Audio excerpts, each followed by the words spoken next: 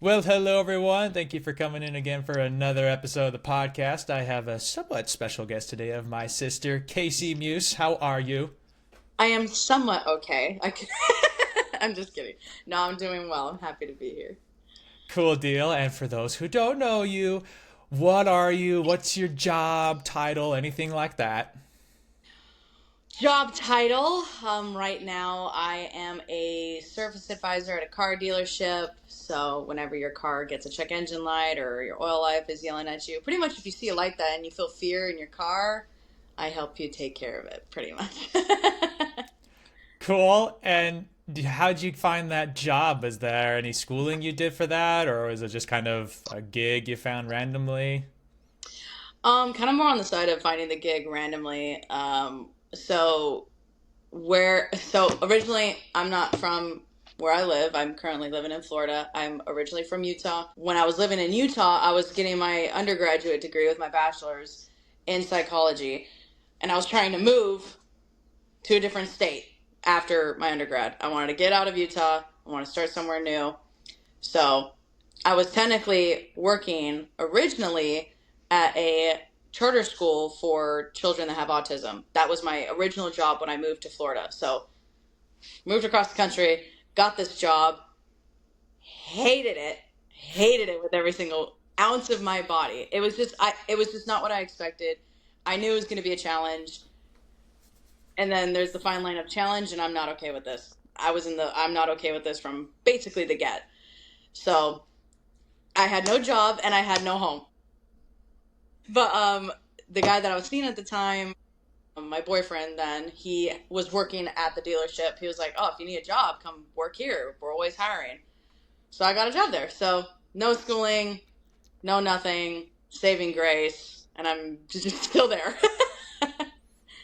So yeah. Now I know there's going to be schooling we're talking about in a minute because I know you, but Mhm. the talking for a quick second on that crossing the boundary from not okay or okay to not okay. Mhm. What was I know you can't explain too much in a way because like HIPAA type situation, but Mhm. going from the Utah type school to the Florida, was it just something about the way it was run, or can you say anything about like what stood Oh yeah. out, even if it was like a general practice thing? So before this, I had worked at a treatment center for teenagers with drug history, criminal history, high behavioralism from the ages of 12 to 17. That's what I was doing in my undergrad. That was my job. And working in that kind of environment, you're kind of used to high emotional scenarios, broken bones, fights. It's very intense. It's a very intense, very exciting. I truly loved my job. Um, if we need to get into that job, I can. But like, just to go over the basics. So like, I had a resume of kind of dealing with some shit. And when I was in my interview for this job, if you don't know much about autism, it can make you angry. It can make you act out, not abide by laws, rules, policy. It's it's for to work with children, adults, to work with autism in general. You just kind of have to have a certain skill set to work around it and feel comfortable and be able to navigate it properly. So when I was told about things being thrown across the room, fights happening, I'm like, oh, great. Like I can do that. And like some of my, students were 12 years old, that's young to me, so I was like, so what, these kids are like 5 and 7, like I can work with that. I can do that. I Is it a different population technically? For sure, but that's where I thought the challenge would be. I know also before starting that job that autism is not the same as just a teenager that can start a fight, but it's still just like that high stake, a lot of emotion, just kind of be prepared of your situation and environment could change any moment. So that's how I presented myself because that's my history. And they were like, oh, awesome. We really need someone like that. So I guess a lot of the teachers, assistants, behavioral techs, whatever position, don't have that history in their resume. So I was purposely put in what was kind of like considered the hardest classroom. The danger zone. So yes, like the burnout rate was probably 4 times quicker than that treatment center for that one room alone. So I was just sitting there, I was like, really, how bad could it be? It's just so unique. That's really the what I can say.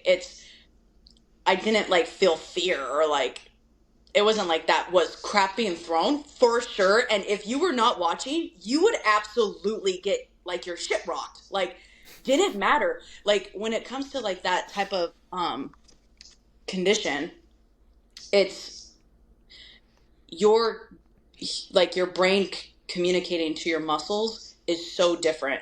The absolute full capacity a 7-year-old child has when that, like, hey, don't do that, is turned off, it is unbelievable. Unbelievable. And I was there for 3 weeks and it was tough. I think I was starting to build rapport with the kids. Like, it was getting better. And then one day I was standing up and very swiftly was not standing up anymore. Hair grabbed, head, floor, everyone around me, and no one could get the grasp of a 7-year-old child of my head off. No one. Grown men. And that was my sight of I should go. Like, this isn't for me. This is my time to leave. That's my Uber out there. And like I think everyone, even like the principal of the school, was even able to, like, they immediately took me out when I was able to be freed, and we processed that together. Like, hey, we put you here for this reason. We know your skill set. And I'm like, quite frankly, I love that. But like a 17-year-old throwing punches is not the same as this. I don't care if that 17-year-old is 6'7" and double the weight of me. Like, I would rather take him like than that. And this kid messed me up. Even though it's working with minors regardless, it's still just so. It was a different scale. It was. Even though technically, crazy enough, both jobs taught me restraining laws. The restraining is so different. And I honestly wasn't comfortable restraining a 7-year-old. I wasn't. That feels wrong. I don't care if my face is in the carpet. Like, I'm not going to restrain you. That's just not where my head goes. I can't do that. And that principal that had that sit down with me, she was like, am I going to see you tomorrow? And I said, honestly, I have no idea. And I no called, no showed. Popped up a couple days later when I knew the principal wasn't working, dropped off my keys, and I left. I was like, I don't want to face her. I don't want to do this. And I felt terrible. I felt so guilty for doing that, but I kind of gave a soft, hey, maybe not. And I like woke up that morning, my alarm went off, I put my clothes on and everything, and I was like, I cannot. If I'm not there physically well enough, it's naturally detrimental for them. Like, if I'm constantly stressing, if I'm uncomfortable, they're already uncomfortable. You know what I mean? The second they leave their caregivers, like their parents, whoever's taking care of them, they are automatically not comfortable. And I don't need to add to that plate. So respectfully, I took care of myself, which I think technically takes care of them as well. So I said no, even though I didn't have a house lined up yet. I had just moved across the country. I was sleeping on couches. It was just one of those things of like, I would straight up rather be on the sidewalk than do this. So I called it. I called it a day. So since you've had both sides of the coin, in the sense if you had a good experience with behavioral tech is what we'll call you for that? I was, so at the treatment center, my job title was called youth mentor. And then at the charter school, I was called a teacher's assistant. Okay. So that same realm, however we want to phrase it, you've had a good and a bad experience. For anyone who wants to consider going into a similar field of helping, we'll just say, troubled individuals, whether it's youth or specifically autism in the one case, Do you have any insight now going through both of how a person might be able to kind of better gauge whether, like maybe they can only handle a 3 out of 10, like they want to help but they just don't have the hooks to really put in the punches and such, or those that are like, oh yeah, I can take care of pretty much anything? Do you have any advice for anyone that might be looking for a similar job on how they could try to navigate that realm? Or hey, you should keep in mind that you should try and actually go into some kind of like self-defense sort of thing and see if you can take damage, and if that messes with your psyche at all. Is that like a bad thing to suggest? If you don't know me, I'm very honest. So, in this honest moment, when it comes to if you're going into a similar field, so if that means psychology, mental health, therapy, whatever that might look like, I'm going to speak very specifically to like clinical therapy and mental health because that's what I do. Um, when you don't have credentials that are high, like masters, and even then, if you don't have like a doctorate or you don't have your licensure, really you got two jobs. You're either working with troubled youth or troubled individuals that have a criminal history and drug use or autism. That I swear to God, I have looked and looked and looked. You do not have other options very, very much of the time. So you really have to pick and choose. And I was even thinking about just going to another troubled youth facility when I moved here, but I was actually nervous myself. I had 3 years experience working with troubled youth, and I was still just like, every facility is different. And quite frankly, even when it's a residential treatment like that, kids are coming and going all the time.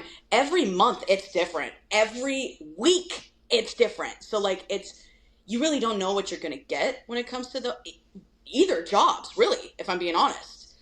So for me, I actually appreciate the concept of you don't just dip your toe in, you're like face planting into that pool, kind of how you're going to find out quick if this is something you can do.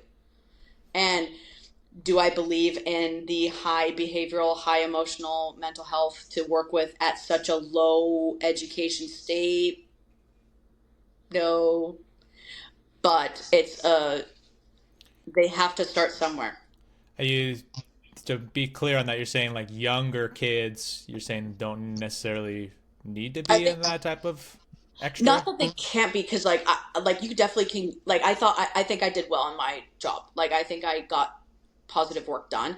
But in terms of like caring about society and the mental health of others, and having these children, for example, being in the hands of 2 months in my associate's degree, is where I'm just like, why is that the option we have? Why isn't there something you can just like, oh, let me dip my toe in? Gotcha. I never, when I was job searching with my master's, with my building my master's, with building my bachelor's, I really didn't see options. And if anything was even softer than that, you had to have your master's. You had to have experience already with clients on your own. And you cannot have that until you're building your master's or you have it already. So it's very like aggressively gatekeeping at the beginning. And the people who stay, I think, need some help. Me as well. Like it's like you're traumatized from the get. You better get it right now. So it's just like I think it builds character. I think it creates tough skin, as you should if you're going into something that's so, it's a mental job. But do I think that's detrimental for both the provider and the receiver? Absolutely. Absolutely. Okay, So, just to, in case anyone else was a little bit confused, like I had been for a minute, you're saying the students, let me rephrase, the collegiate, those trying to get their college education, they are thrown in too early. It's not that the 7-year-old kid who has autism shouldn't be taken out. It's that people who are taking care of them are probably too young, too early in things, and there's a weird paradigm that kind of forces people to have to do that. yes. And it's just because if you're going into mental health, you better not be going in for the money. You will never find it for the most part. in terms of averages by state and by statistics, it's really hard to get that. So if you're going in, you're going in for the heart of people. So these jobs that you start off with, like youth, troubled youth, residential facilities in general, children with autism, the pay is low. So that's why the early days of collegiate kids could go right on in, because that's what you're going to get. You're not going to get like those masters and doctorate individuals that are just going to work for $12 an hour. Although the pay is still not super high when you get there, like super high, but it's still just like you can't live off of $12 an hour when you get to that point typically as a grown adult, wherever living situation scenario like that.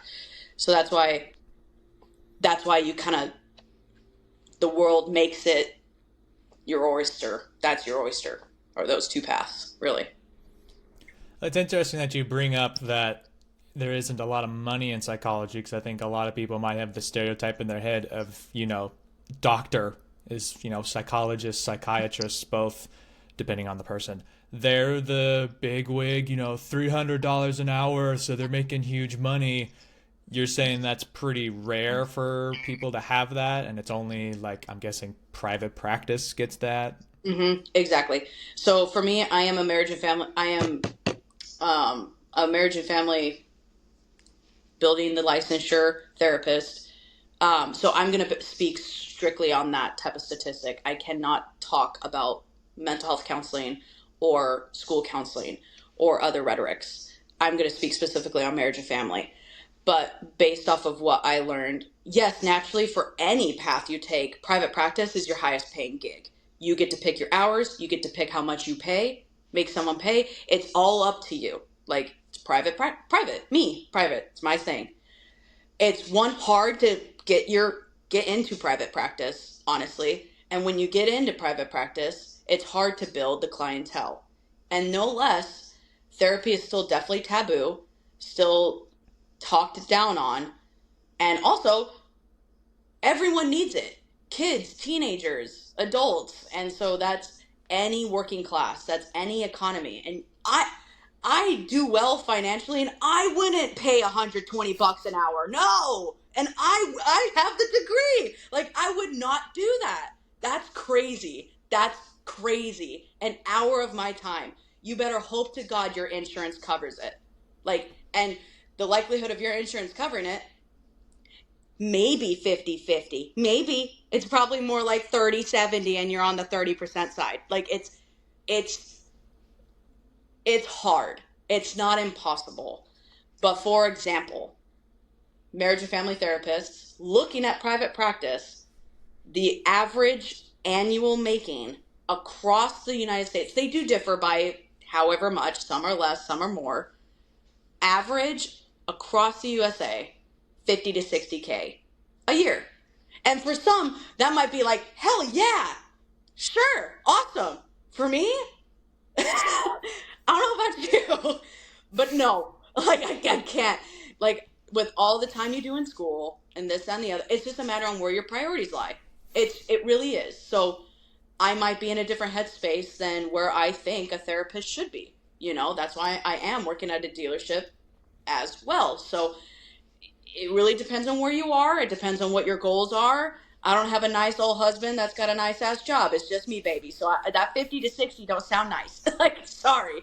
So that's where. Let it be known that the academic advising jobs I'm going for are kind of like, that's the main, like, that's not even like the high point, but that's like a really good like upper middle point. So it's like kind of what I should expect eventually, not off the bat, but I'm like, oh, 50-60, that I'm in the ball of like, that's pretty good. But on the flip side, even though I've done a whole bunch of schooling, for the career itself, it doesn't have that big of a bar. You do a bachelor's, have some kind of experience, and then you're done. You don't have to do all the rigmarole that you've done, which we're going to talk about now.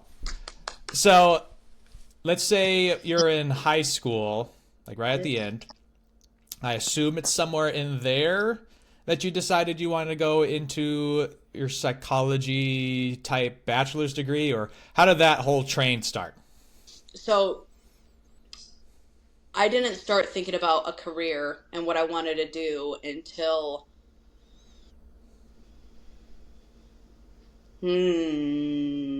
Junior year, maybe sophomore year of high school. And at the time, we have a cousin. Her name's Mindy. That sweet little angel. Love her. Shout out if she watches. Hi, Mindy. Mindy. Mindy works as a sonographer, and if you don't know what sonography is, it's like in the house of X-ray radiology work.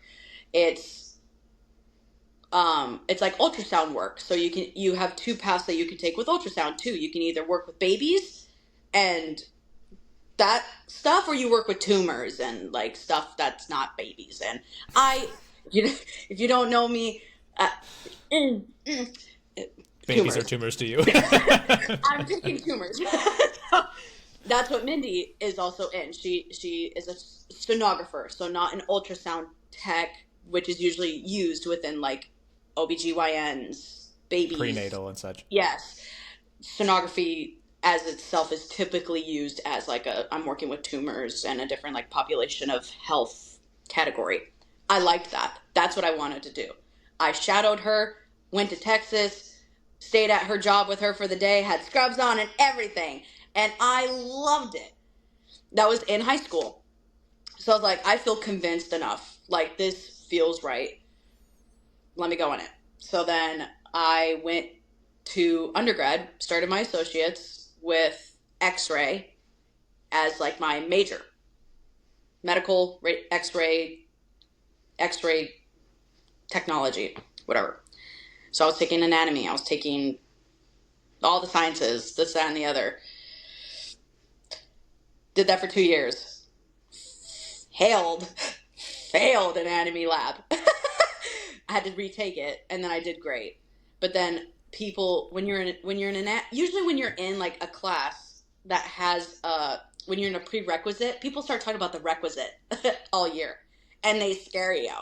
So in anatomy, that's the prerequisite to physiology, and the amount of talked about physiology, and the specific professor at my college who teaches it was the impending doom of any medical student. And when I say I heard it both times I took anatomy, I only had to retake the lab. I did fine in lecture. But like both times I'm sitting there, I'm like, God damn, like why is it so bad? And it's just such a hard, rigorous class. Like that professor does not give a shit about you. Like it's one of those like teachers that are just kind of out to get their students sometimes, which I don't really get that vibe. But it was just one of those, like, it's a hard topic already and the teacher don't care about you. So good luck kind of thing. And I already failed anatomy lab once. So that's where I was like, well, I'm fucked. Like, I'm not Here we go again. not going to do too well here. So when I was in med for my 2 years of my associates. So when I was transitioning to my bachelor's, I had a meeting with my academic advisor. And we were talking like, okay, well, now you're transitioning into this other half of your degree. Where are you sitting? You still, we were building my schedule, like normal end of semester, beginning of semester stuff you do. And we were talking it out. And I sat there. I'm like, I'll be dead honest. Like, this horrifies me.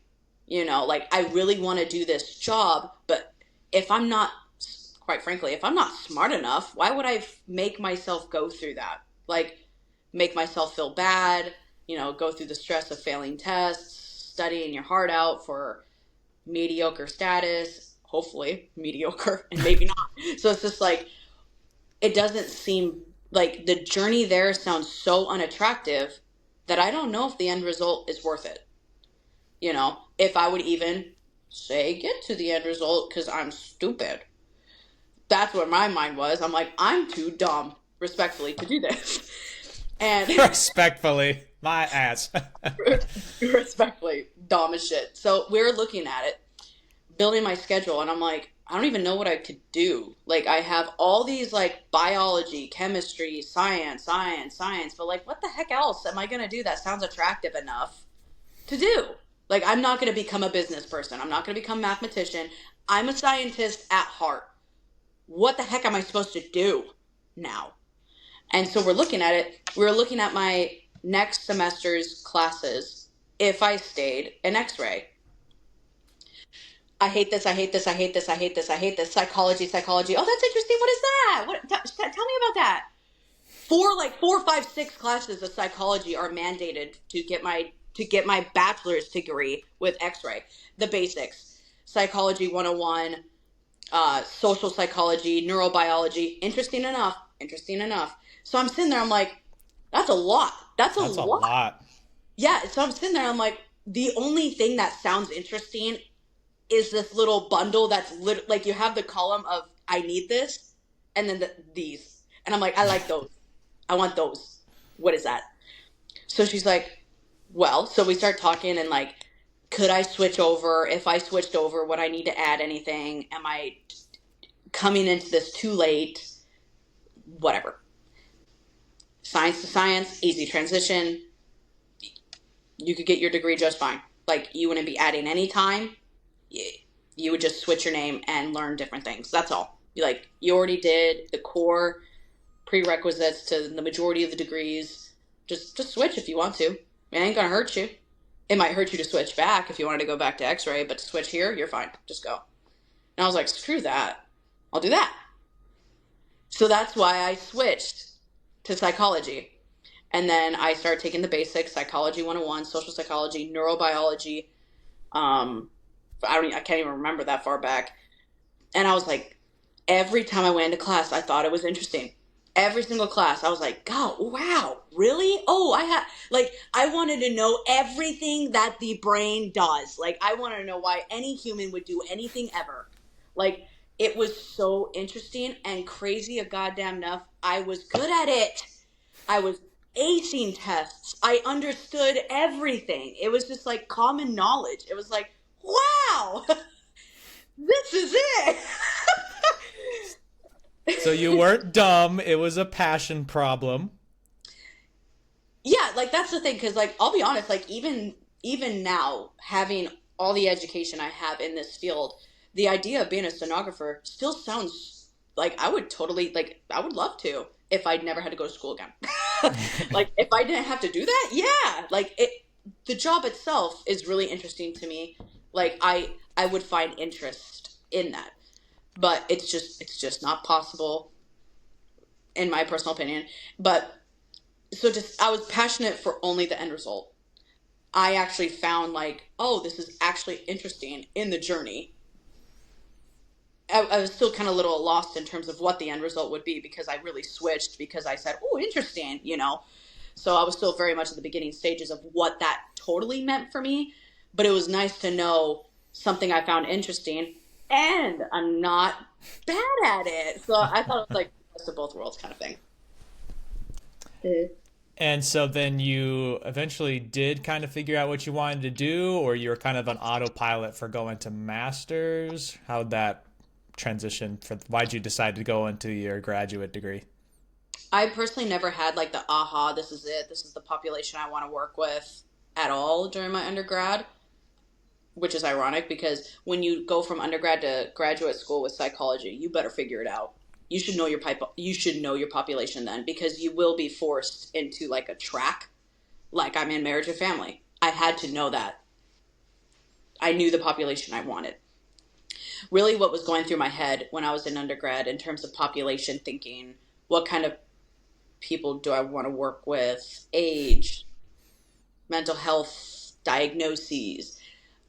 What went into my head was I don't want to be hindered to a specific population. I don't want to think about what age I should work with, if I only want to work with teenagers and children, or if I only want to work with adults or whatever, elderly, and the cycle of life. I did not want to be forced into like a concept of a box. And I've always found interpersonal relationships so interesting. What really set myself in stone for specifically marriage and family, as I was learning undergraduate work, I, they teach you like different ways that you can think of the human brain and how people behave and why they behave that way. And I believe in the systemic approach that marriage and family therapists lean on, which is It's systemic because you have your little person in the center of the universe. It's you, or me in this case. It's me. There's me. And then in the closest universe to me, or system, I have my direct family, my closest friends, my like tight knit. These are my people in that system. Outside of that system is coworkers, teachers, acquaintances. Outside of that is someone you passed by that you maybe had a conversation with, and then outside of that, and then outside of that, it's this system of people that start here. And I believe people behave mostly from that inner circle of specifically family, whoever took care of them. The apple doesn't fall far from the tree is something I extremely believe in. Extremely. And I understand that nuclear families are not as traditional as they used to be. So I do appreciate the concept of not everyone is with their biological parents, or orphanageism, or it's my grandma and grandpa, or whatever, my single mom. I understand that all looks differently, and the whole conversation of nature and nurture. But like, I really believed in that system, and the fact that I think people believe, or people behave heavily on what their caregivers mirrored in front of them. In any scenario, that is something I have in my core. I cannot change that belief. I can't. I cannot. So when I found how much when I was working at the treatment center, right? When I started working in the psychology field of it all, that's when I started working as a youth mentor. I started watching teenagers act out of this world, silly little stuff. Next week, I meet their mom, and I'm like, oh my God, it's the same person. It's the same person. And like, I saw it over and over and over again. Like, the smallest things you can think of, the smallest things, how someone hugs you. I'm automatically like, how did your parents hug you? It's so like typical therapy. But when I tell you the success rate is ridiculous, it's like it's there. And if it's not there, people would behave in spite of the lack of, like someone being very passive because all they had was a lot of aggressive directness, and they're like, oh man, I can't take all this direction. I need to be passive. That opposite is where that also comes into play. Like, it's just, my brain is wired, and I knew that wire very early on into my psychology work, where I was like, I can't think of anything. Like, really, when I started working at the treatment center, I think is where it really solidified for me, where like, I can't think of anything else. Of course, everyone has their individual experiences that respectfully have nothing to do with mom and dad, or mom or grandma, or nobody, whoever, or no one. But like, it's still just like, there is a basis. Humans start off quite literally being sponges and mirrors. That's all they are at the very beginning. That has to start somewhere. So when I noticed that about me, there's really only one type of therapy that believes in that systemic approach, and that's marriage and family therapists. Marriage and family therapists reliably work in that systemic approach. Will they have like little tiny itsy bitsy unique, this is me as a therapist type stuff? Absolutely, for sure. But that systemic basis is really what put me into that. This is what I need to do in my graduate, and just in general. If I'm doing mental health, it's systemic. So that's where that came from. And for being a therapist, the master's was going to be necessary no matter what. Like, you can't No just get by with a matter. bachelor's. No matter. You cannot be a therapist, have your own clientele at all. At all. Nope. Have to. Have to. There's no way around it. You can't get like some trade schools. Nope. No. You cannot. Not possible. You have to get your master's. And in your master's, every school works a little differently. So you might want to take this next portion with a grain of salt.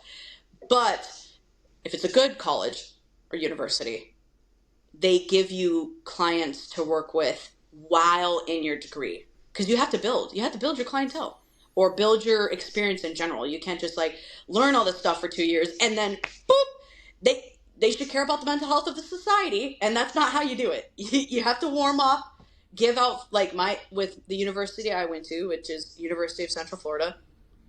They do that within after after the first year. They give you clients, but it's clients that go through the school. It's free therapy, and it's free therapy because you get what you pay for, which is potentially shit work. So you get free therapy because they're brand new. We're brand new. And that's, I think, respectful. I think that's a respectful way to go about it. If you read the terms and conditions, please read the terms and conditions if you ever get free therapy. Seriously. But yeah, so that's where there's just no other way you can do that. Like it, and that's not just me speaking as a human. That is by law, by job search, Indeed, the world. You have to get your master's if you want to be a therapist. You can be, I have an opinion about this I'm going to try and keep to myself, so I'm going to neutrally announce this. There is, as the years go by and traditionalism isn't as common, there's job titles called coaches, mental health coaches. Not necessarily always, but like guidance counselor, or the word coach is where you should be like, where it's just like, it's and social media I think has a big play in this, where like I got my bachelor's or I took one class, or the range of education is huge, of like I did something, so you should listen to me.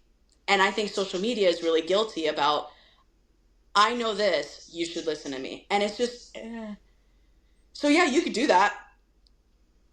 Go ahead. We don't recommend it here. I'm gonna say, if you don't want to say your opinion, I'll say it. Fuck that. No, you should. If you care, if you're going into psychology or mental health of any sort, I think naturally you should give a little bit of a shit about humans in general. So respectfully, no different than me quitting my job with these children. Yeah, did I go home like no job and shit? Yeah, I made my life a little hard, but it would have been disrespectful and mentally wrong of me to do that to the society. So if you're just going to go on your phone or not your phone and take clients in as a coach that knows so much, God, I hope you do. Because to work with mental health, there's one thing of making a mistake at McDonald's. Oh my God, I forgot the ranch. It's another thing when you make a mistake when it's someone's mental health. You can't do that. You shouldn't do that. Humans aren't perfect. Do they happen? Yes. But like, big no. Big no. I understand money's a thing. I get it. It's hard. I get it. It's hard. So yes, is there things you could do without your master's? Sure. Am I going to point my big fat finger at you? Yes. Like, no, but yes. It's priorities. How, if you don't, do I think good people can be coaches and have a good heart and good intention? Absolutely. And maybe even get good work done? Sure. You know what? Yeah. But Asterisk. there's just too much room for misinformation. You know what I mean? Inaccurate information. And yeah, not so much of like malevolence, but just like ignorance. You just don't know enough. Exactly. And I'm sure you know so much from the 1 course or 5 course or bachelor's. I thought I knew a decent amount from my bachelor's, but to say that I was therapist status is some crazy work. No, I have my master's degree and I still sit there thinking I'm a newbie. Yeah. So, and I've been seeing clients for 6-7 years, and I still sit here being like, maybe no. Sometimes I literally say like, hey, this could be wrong. Like, you know what I mean? Like, being honest, like, this is not law. This is not. There's not a strict way to do anything. You're gonna mess Yes. something up or get it wrong, get stuck on an idea and travel for it for too long. And be like, hey, Yes. buddy, come back. Like, in my personal opinion, this is extremely generalized of an opinion. I know that. Again, like I said, can you get good work done as a coach? For sure, whatever. However, for the most part, the work that you can get from either a coach or a mentor, you can get it from a good friend. Go to the people that support you well, that understand you well. Just go to your friend. You know what? If money's an issue, if life just ain't going to support you that way, life ebbs and flows. I get it. Yes, would it be better to get something that's more professional, especially if there's something very seriously happening? Absolutely. But if you have, and I also understand you might not have, if you have good friends or a good family member, somebody of any sort, even a teacher, I've done that. I've absolutely confided trauma to teachers before. If you just know that there's someone there that you feel comfortable talking to and you can speak, I already think the head coach should be out of the way. Done. Bye. The friend could probably do better because you could probably get a hug from a friend, maybe not from your coach. So that's my opinion about that. So yes and no. All a big circle to say yes and no. On the flip side, is a doctorate common, needed for a different level? Like if you're going into thinking of being a therapist, do you need to be Dr. Muse, or is that kind of different ballgame? Um, Again, marriage and family therapist, so I'm speaking on that track. And I think I do think this is for the most part, if I'm not mistaken. If you want to get a doctorate's degree, it's more for either becoming a professor and you want to teach this, or if you want to do a lot of research work where you have a specific hypotheses, like even in marriage and family, like if you have a hypothesis about certain behaviors within a intimate relationship and you want to test that, literally doctorate, because it's very heavy. You got the thesis that everyone's horrified of. That's where the doctorate comes in. You gotta sell that it's research. And even with my master's degree in undergrad, in graduate school, research, research, research, research, research heavy. If you do not like reading or writing, do not go in this degree at all. At all. You Even if you like it, you'll probably hate it afterwards. I haven't read a normal book in 4 years because I just It can't just stand broke it. you. It did. It did. I'm starting to tap back in, but like it's naturally, regardless if you want to lean into research or not, you will be doing research regardless. You're going to start finding out what you care about, whether you want to research it or not. It's still just what things about humans and society do I want to extensively write about. So that's what doctorate's more for, is either to teach others in a professor mindset, and or if you want to create create doctrine of a certain concept of a topic, create a statistic, or create a law. Since we're scientists, there's a lot of laws. So like if you want to create a law, whatever, that's more what doctrine is.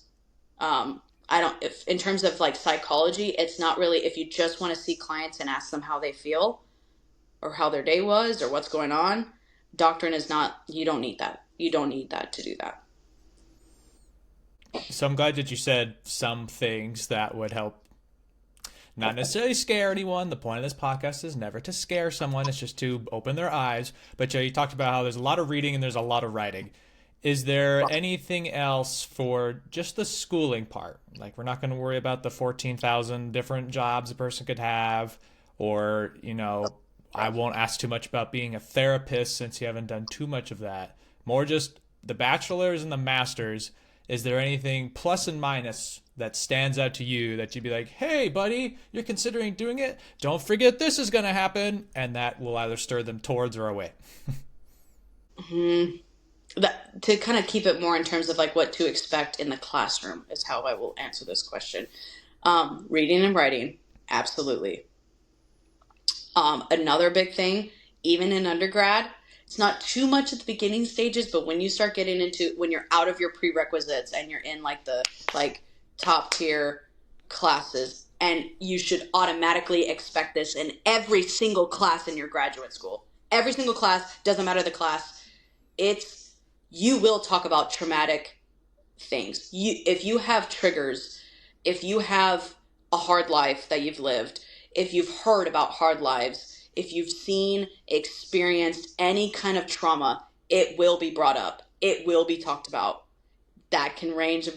I don't know if there's a trigger warning, so I'm not going to say specific topics, but either someone else will bring it up because they're comfortable enough, or I hate to say it, you will be put in that position of having to talk about it, because if you cannot talk about your own trauma, you are not ready to talk with someone else about theirs.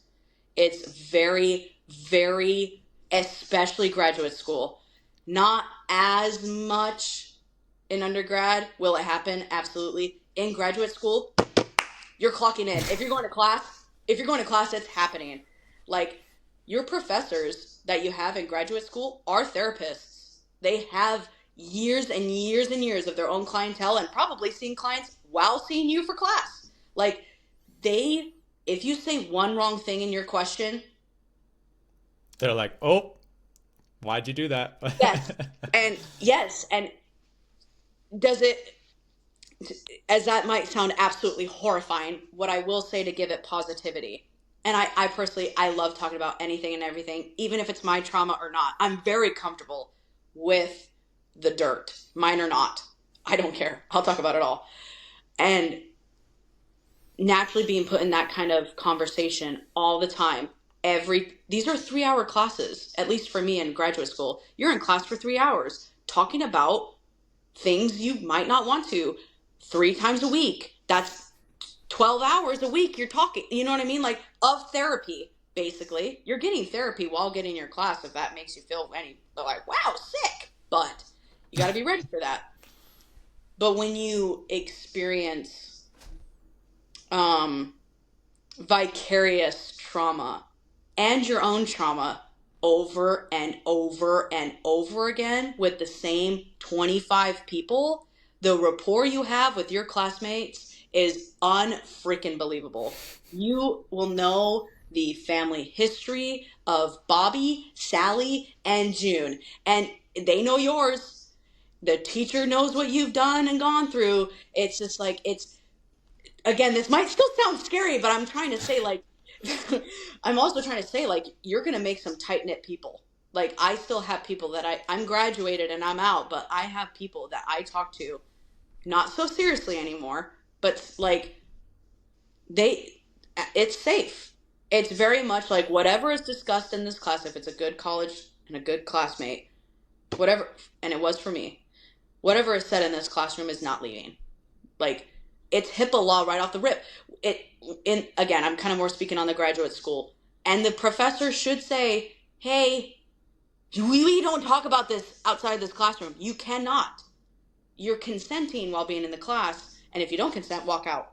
But other than that, like, HIPAA, right now, do not talk about this again. We can talk about it right now and we're all in the room, but like, the second you leave, you have to process very vaguely if you're processing outside of the room, because, you know, people can listen in hallways, like down the street, or you're calling your mom on your way home like me, and I'm like, Mama, oh my God. And just processing like that, because you will talk about, even if you think, oh no, this is like an extremely traumatic event for me, no one's going to talk. We will. That topic will be brought up.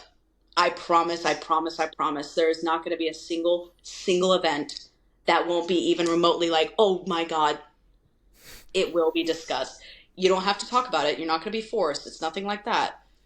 But are you going to be in a triggered mindset often?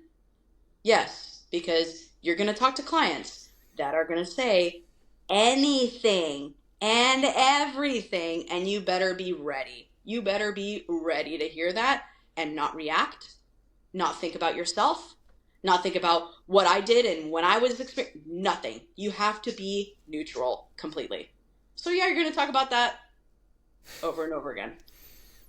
So, scary maybe, but I think it's so interesting.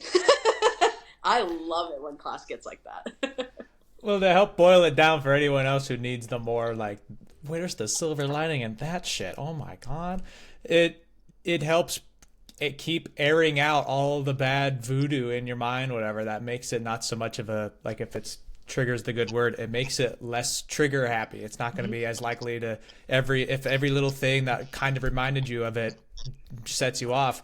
It helps lessen that effect to where maybe it needs to be something directly related, or maybe you even get through to having it completely cured. We're not saying that it's going to do that for you. It's not that it's going to be the end all therapy if there ever is one, but you can be better off through your schooling too, just for your own sake, and then be able to go forward and take care of other people to help them get better too. Definitely. And it's like for me, like it's very much like a degree that's basis of self-growth. Like who I am now and who I was when I started graduate school are disgustingly different. Like very different. It's so like there like for me in like a disclosure concept, when something really difficult happens to me, my brain, bless her, forgets it. I don't even try to. Like when something is really like I'll experience the emotions right off the rip and gone. Gone. So if you're anything like me, and that's normal behavior for trauma. Like when something's traumatic, your brain wants to feel good. So it's like, get out of here. So it'll push it away. Then you'll go to class one day on a random Tuesday night. It's 8:45. You're just trying to leave, and then all of a sudden someone says something, and you're like, "What did you just say?" And just woof. It's just it to me. Is it something at the moment you don't want to experience for sure? But it creates growth. You start to know yourself better. Like you get to know who you are, and what you hate, what you love, your values, your morals. Like to me, I think that's extremely important. Self-awareness is so important, especially in this degree when self-awareness is crucial. When someone is saying like you're not talking about rainbows and sunshine for the most part in these sessions. Like you got to be ready. So I think it's great. Say, for example, therapy wasn't really your thing, or maybe it was, but you never had the chance. Quite frankly, like it really is set up like a therapy session sometimes. And, not necessarily free therapy, but it's there. Yay! Like, yeah, I paid for tuition, but also I mean, I'm you're gonna getting pay for tuition for a different schooling, so exactly. So I think all in all, like it's really good. And again, to also like explain why these hard conversations and topics are brought up, even in a very personal sense. Do I think schools do this well? Not necessarily, but the goal is to gatekeep. This degree is full of gatekeeping tactics. And when I mean by gatekeeping, because when I first heard that going into my graduate school, I'm like, what is that? Saving society from crap therapists. Gate. That gate. That gate they try to make so strong so society doesn't get those hoppers out there. No. If you hear something about daddy issues and you start crying in session because the client said something, you're out. They're trying to talk about all these topics that might make you cry in session now. So you don't do it to society. It's a gatekeeping, and I do think there's a lot of therapists that sift through that gate all the time. Humans create that gate. They can't be perfect. The world happens. But that's why those conversations happen because they need to be stable. exactly, we can't I would be if I said something and my therapist started crying, do you know how terrible as a client you feel? Yeah, Like you'd feel like you dealt the blow, yes, and you're like, oh my, like now you have this new extra thing to tackle onto yourself of like, well, yes. now I attack people, and Not only do I have my own burdens, but now I have yours. Like it's just like automatically I think the average human would be like, what's wrong with me? What what did I do? Absolutely not. It's just that's where I'm saying like if you make a mistake as a mental health advocate, I just think it's so much more detrimental than making a mistake in other jobs. Not necessarily like a surgeon, but you know what I mean? It's like that. It's like yeah, high stake. And it not saying again that you have to be perfect. You will make mistakes. You know what? You will. And no one's gonna, for the most part, nothing's gonna happen. Like, you'll make a mistake and it really won't matter. But to say that, like, mistakes, there are some mistakes where it would matter, like crying in session, or, but oh my God, like the concept of reacting is just like, no. Big no.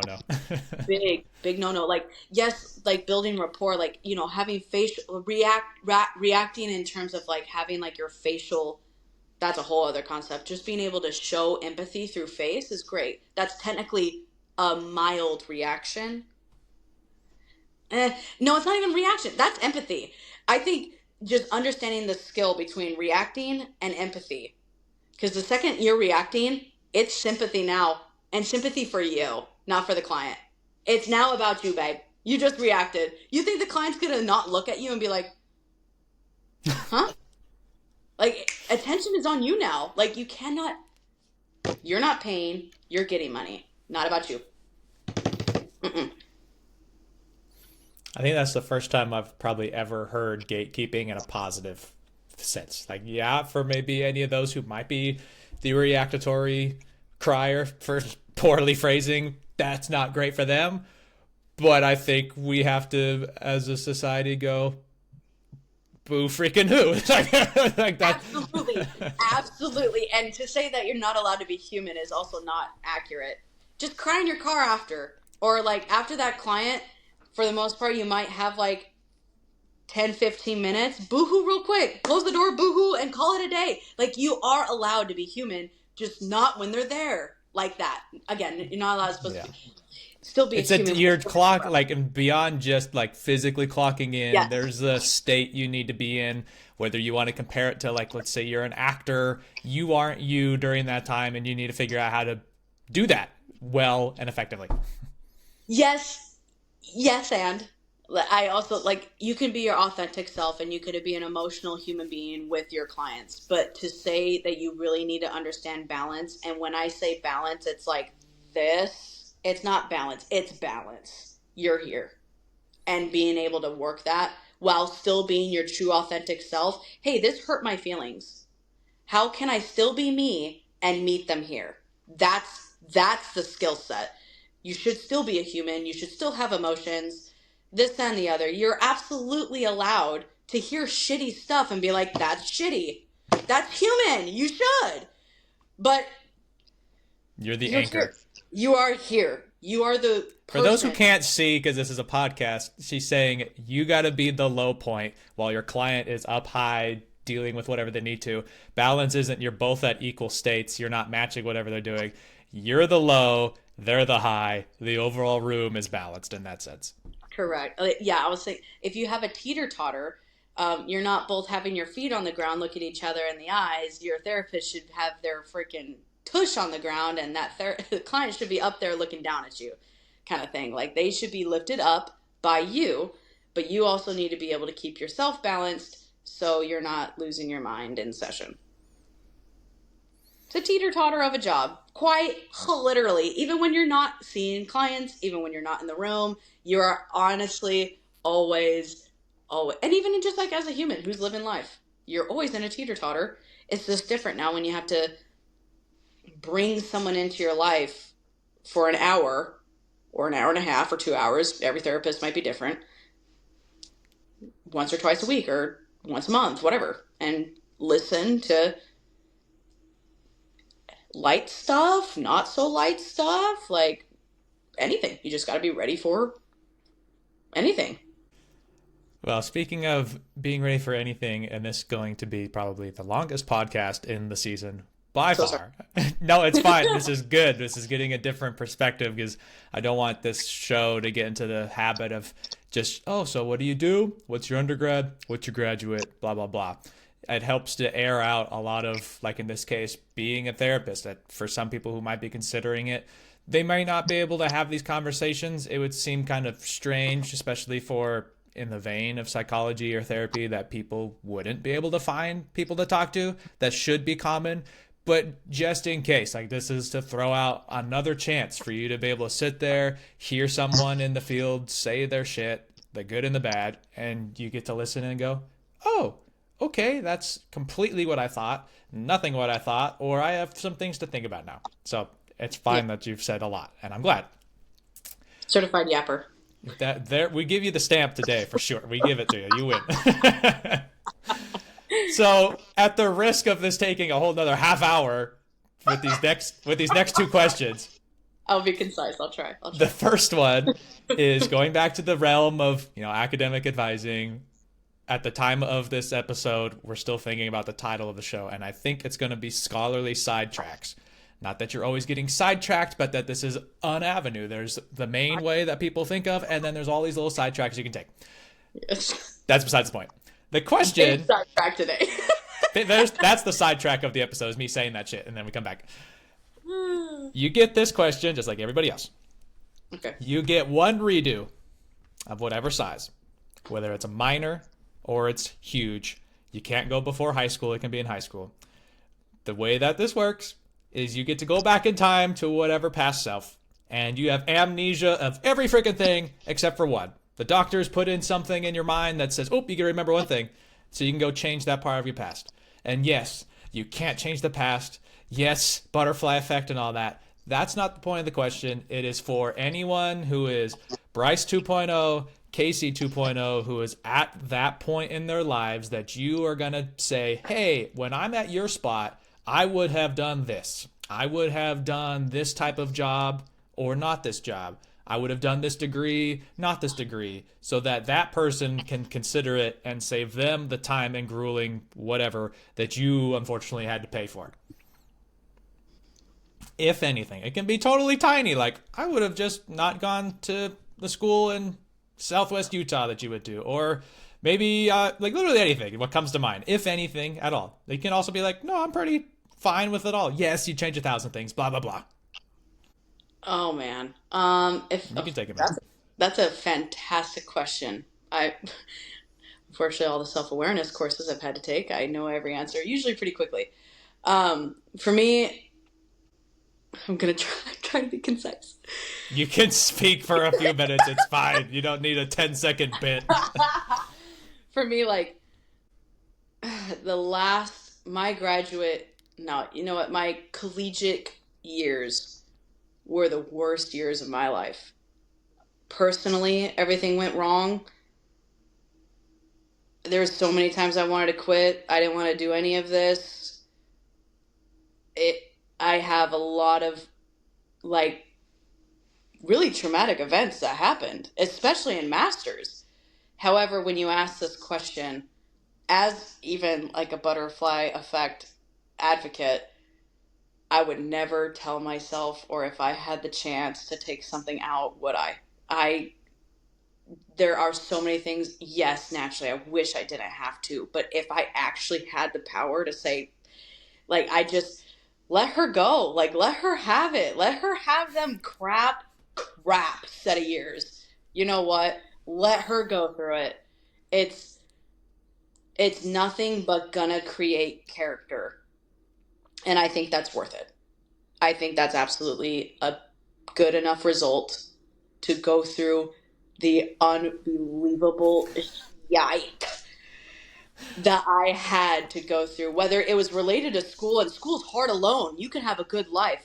Dude, if I had everything off of my personal life taken off and I just dealt with masters, it would still be crazy hard. But life decided to make it really exciting all the time. But to either take something out or change my mind or tell myself anything that would make my butterfly effect, naturally, if your future self could say one thing to you, you're changing everything of your behavior. I wouldn't want to do that. I wouldn't want to do that. I would rather go through the absolute scum of crap that I went through than what I might miss as a character if I told myself otherwise or did something otherwise. I don't think the weight is the same. But I care a lot about myself and who I am and the character I've become. And I can only become this character from dirt. So, sorry, Casie, you're gonna have to go through it. Life's gonna suck for a while. Buckle up, Buttercup. Yeah, honestly. I don't, and I'm saying that with life not being where I want it to be. You know, like I'm not saying that, oh my God, I got to the end and yes, I'm not that mentality. I'm not, but I will still say, no, that was that needed to happen. That should have happened. So that's for my future self to get to the yes, it's just not now. I'm still kind of in the middle, but it's better part, but it's not there yet. Definitely. But that's my personal answer. Well, let's see. You are the 8th person I believe I've interviewed now for this first season, and you're the first one to say nothing. If you had the chance to do a change, so that's a good answer. I'm not saying that everyone needs to say yes and do whatever. So every answer is valid.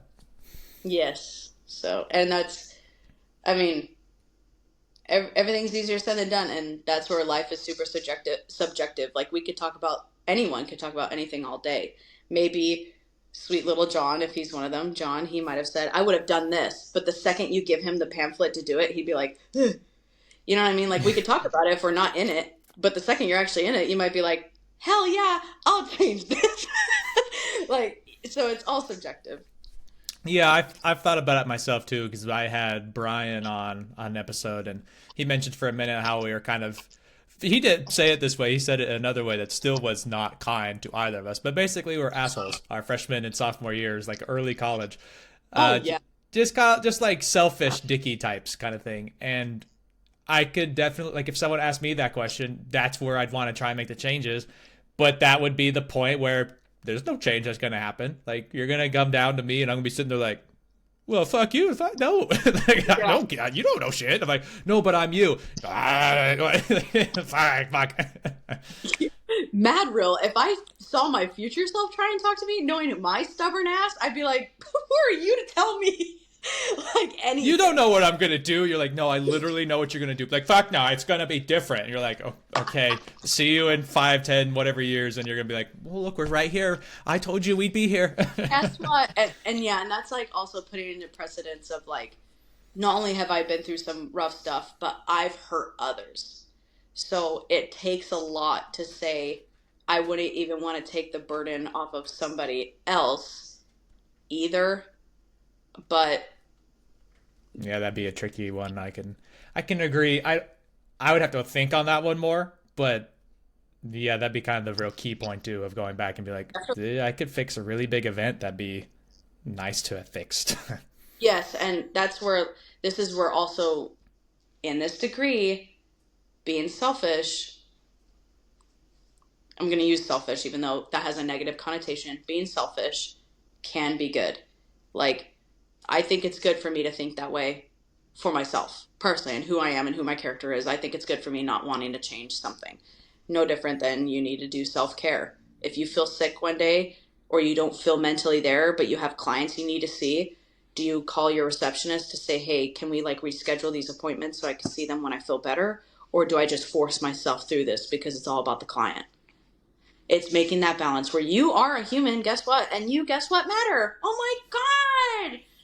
Surprise! Ding, ding, ding, ding, ding, ding, ding. So yeah, have you hurt others in your life? For sure. Whether you change one scenario in your life, you're going to do it again. You're going to hurt someone probably tomorrow. So, I mean, at that point, the only person that's with you your entire life through everything is yourself. Is my mom. Oh. Take care of them. No, if you're the mom, honestly, yes.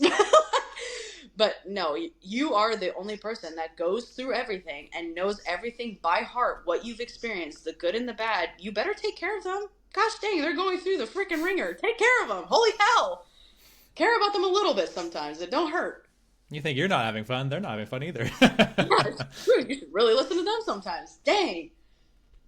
But yeah, mom is definitely there all the time too, for sure. Shout out to mom too. Hi, mom. Hi, mom. All right, so for this is the last bit. I can't imagine there was something you wish to have talked about that we didn't, but I always offer the last bit to the guest to where you either get to say something like you wish I asked you about a certain facet of your life and we didn't get to, or you want your chance to be funny, inspiring, or stupid for the 414 or 4 million people listening, you get your 30 seconds or 30 minutes. If anything, do you have something to say? Yes, and this would be something I would even tell my younger self if nothing could change. Like, not that it would be changing something, but just like a piece of advice.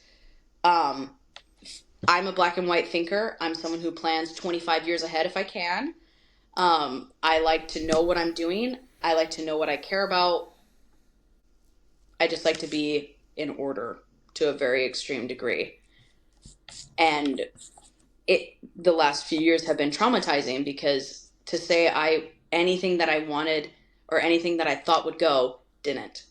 All these things that I've planned for years that were going as they should for years made a drastic halt or a 360. Like, it was unbelievable. My fault sometimes. So really, just to like say it out there based off of like my academic experience with the personal crap that happened with it. If you think you know yourself, you might not. Or if you think you know this, or you think you know this much about life or yourself, you probably don't. You are capable of more things than you think, both positive and negative. And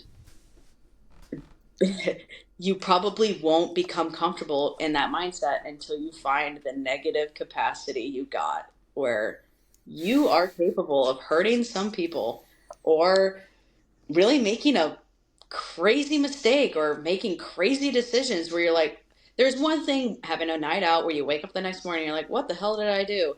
And then there's another of what have I done?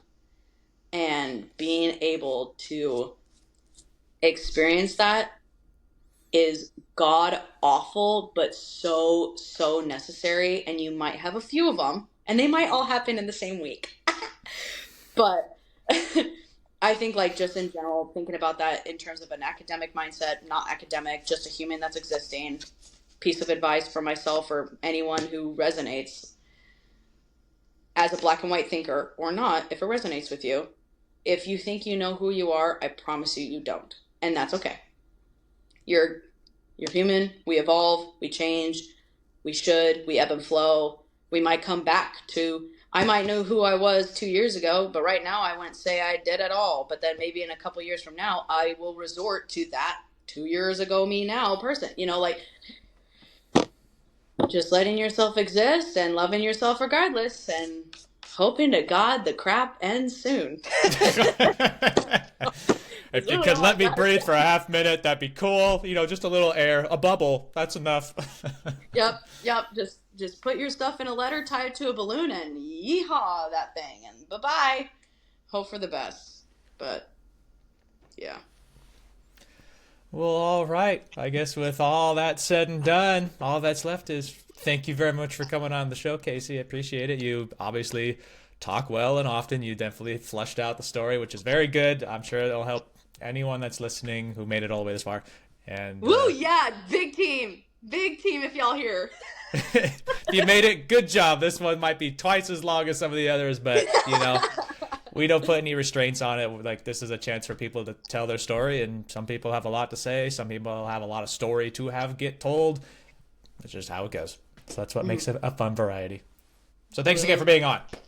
Thanks for listening. Thanks for inviting. So sorry if I triggered anybody or annoyed anybody. All fair and love and war. But happy to be here.